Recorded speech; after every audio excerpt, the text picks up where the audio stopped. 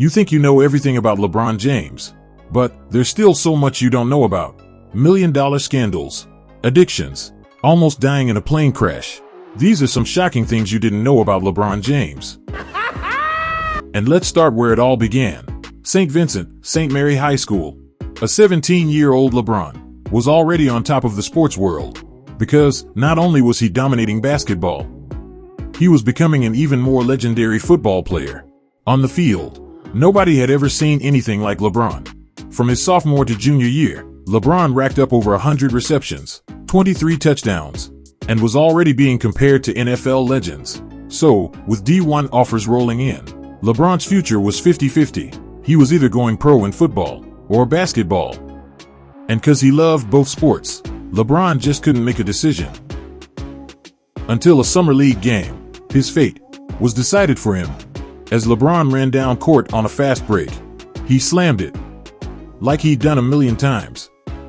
But this time, LeBron suffered a devastating injury and was rushed to the hospital. Right when LeBron arrived, the doctors realized something horrifying. LeBron's wrist was completely shattered. So, doctors let LeBron know he wouldn't be able to play sports for at least 2 months. Now, LeBron was faced with a life-changing ultimatum. Football or basketball. If he returned to the field, he'd be risking another injury, ruining all chances of making the NFL or NBA. So, with the media attention at an all-time high, and having an entire family depending on LeBron, he made a decision nobody saw coming. LeBron knew about the NBA's strict draft eligibility, including a rule that required all teenagers to graduate high school and be at least 18 years old. But LeBron knew playing against jealous high schoolers put a target on his back. So, not long after his injury, LeBron petitioned to drop out of school and joined the NBA early. But the league felt approving his request could spark a worldwide controversy, so LeBron was denied. Now, being forced to play out his senior year, LeBron knew it was now or never to secure his spot in the NBA. But little did he know, he was making the biggest mistake of his career. See, when LeBron returned to the court, not only did he put up the best numbers of his life, he led his high school to their 3rd championship in 4 years, and officially became the world's top prospect. All that success set LeBron up to be the top pick of the 2003 NBA draft. But that's when LeBron realized that extra year of high school was actually a curse. During LeBron's 2002 high school season, the NBA was a completely different place. One team was astronomically worse than every other franchise, the Cleveland Cavaliers. They were on pace to end their season winning less than 20 games, which would almost guarantee them the number 1 pick in the draft. So, with Cleveland being LeBron's hometown team, he should have been hyped. But after the Cavs invited him to their workouts and games, LeBron realized just how horrible the team was and why their arena was so empty. He did not want to be a Cavalier, but the decision wasn't up to him. Eventually, Cleveland finished the year 17-65, securing the number 1 pick. And when draft day came, it was official. LeBron was now a Cleveland Cavalier. But little did he know, joining this team would lead him to the biggest scandal of his life. See, LeBron went his entire life without knowing his real father. And being left in the dark, LeBron shared his feelings with the world. You know, my whole life growing up, I just kind of always said, why me? You know, why me? Why didn't my dad want to be around? Once LeBron made the NBA, he shrugged off the thought of his dad and focused on becoming great. And at first it looked like nothing could stop LeBron, until he randomly got hit with a life-changing scandal. July 8, 2010, on live TV, LeBron announced a decision that made him one of the most infamous people on the planet, signing to the Miami Heat. And this became one of the most viral moments in sports history. So, it was the perfect time for LeBron's dad to make his own headline. Out of nowhere, a man named Lester Bricstoval claimed he was LeBron's father.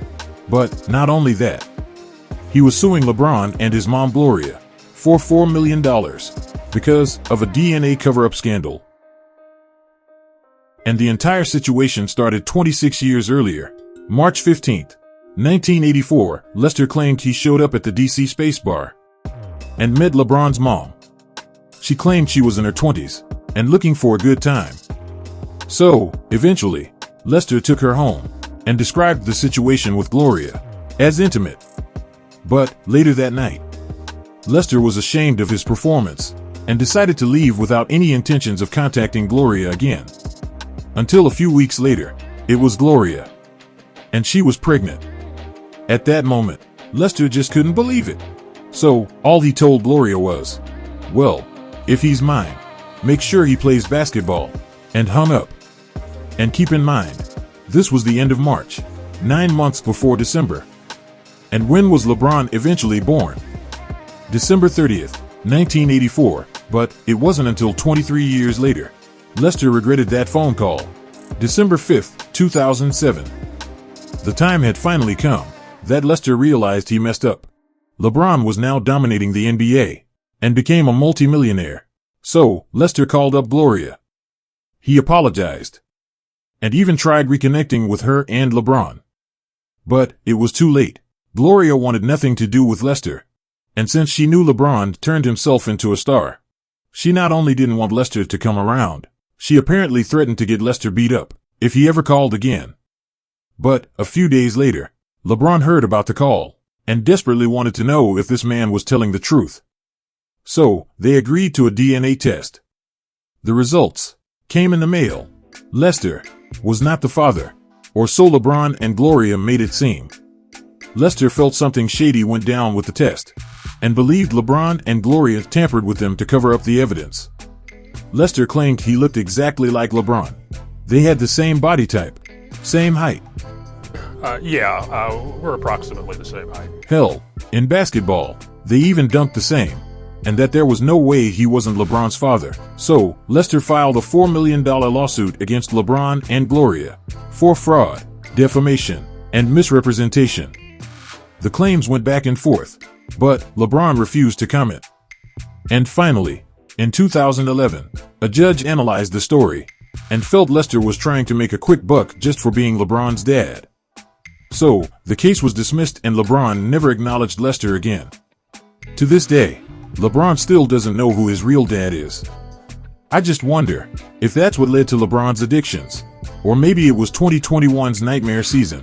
Cause LeBron's Laker teammates were so bad, he had no choice but to put players half his age on his back and carry them all year long.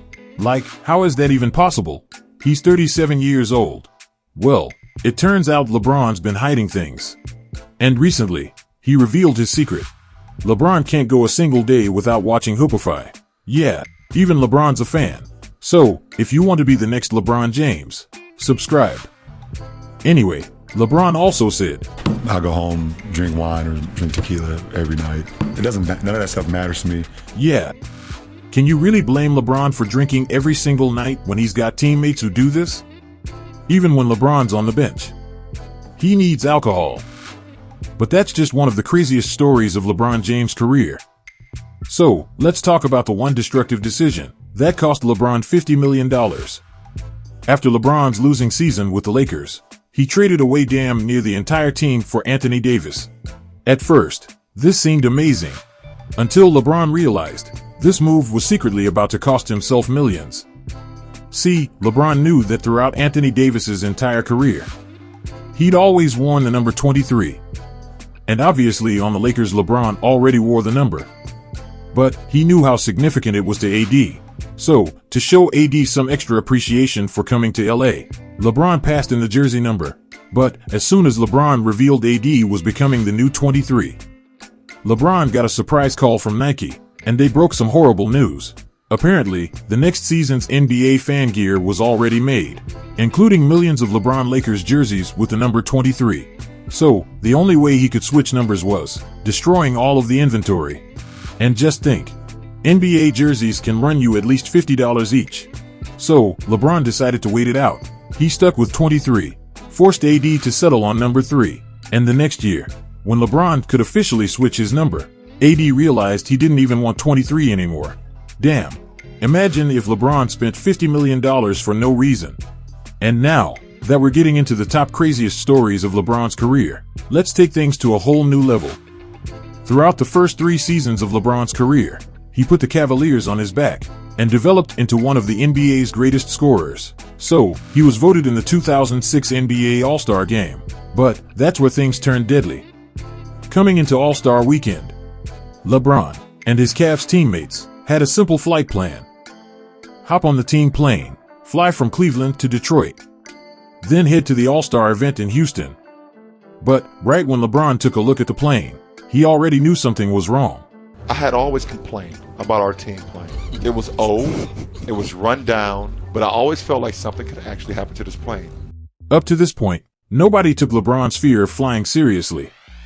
Besides, takeoff was smooth, the plane was in the air, and this was something everybody had been through 100 times. But halfway through the flight, the lights began to flicker, and came the turbulence. The pilots went into a panic. And as soon as they saw the smoke, everybody feared for their lives. Every single body on the plane from Detroit to Houston thought they were going to die. We looked into the kitchen at one point in the flight, and there was smoke coming out of the kitchen. The plane came in hot, and luckily the team landed safely. LeBron knew that day could have been his last, so when he hopped off the flight and made his way to the stadium, he made sure he dominated the All-Star game, securing both the win and the MVP. But at least nobody almost died, like the time LeBron had to save an NBA legend's life. Right after LeBron lost the 2015 finals, he needed to take his mind off basketball. So, he hit up his boys, Dwayne Wade, Chris Paul, and Carmelo Anthony, for a trip to the Bahamas. But little did LeBron know, this trip was about to turn into one of the scariest moments of his life. Right when the boys flew in, they all figured it was time to celebrate, drinking wine. And that's when they came up with a brilliant idea, to head into the ocean on a banana boat. But as they made their way deep into the water, that's when the wind and the waves picked up, where all of a sudden, Carmelo was drowning. Everybody had to think fast. And with LeBron being the only one who could swim, it was up to him to save the day. He jumped off the boat into the water. He was bringing me back with one arm. Now he saved my life. I can't hold you. He saved my life. He saved my life. Damn, saving players on and off the court. But even that ain't the craziest LeBron story you'll ever hear. What if I told you that, over the last few years, LeBron's been dropping hints that he's leaving the NBA? We've already seen LeBron trying out other opportunities, making and delivering pizzas, acting in movies. But LeBron's always kept his eyes on another profession. In 2011, he made a secret $6 million investment in Liverpool's football club. And when the news broke, nobody thought much of it. But all along there's been a deeper plan. Now, many people took that as a joke. But ever since that announcement, LeBron's been spotted visiting their stadium, rocking their gear. And one of Liverpool's own players even offered to give up the number 6 for LeBron to come and join their club. Ironically, right after LeBron received his own Liverpool jersey and randomly posted it on Facebook, even let the coach know he'd be happy to join them on the field whenever. See, LeBron's stake in Liverpool has always been bigger than just an investment. That's why he's been right by Liverpool's side, tweeting about their success and celebrating their championship wins. But what really made LeBron's secret plan obvious is when he posted Liverpool's logo on Instagram, and shortly after, Nike announced LeBron's very own Liverpool clothing line. Everyone knows that, at this point in LeBron's career, he's only chasing two things: championships and his idol Michael Jordan. And what did MJ do at the end of his own career? Join another sport. LeBron's known all along that, if his mission with the Lakers failed, he'd have another opportunity. And that's why even when he's playing basketball, he's wearing Liverpool kits. So, joining their club helps him accomplish all of his goals. And joining pro football, that might just be the craziest thing that's happened to LeBron's career.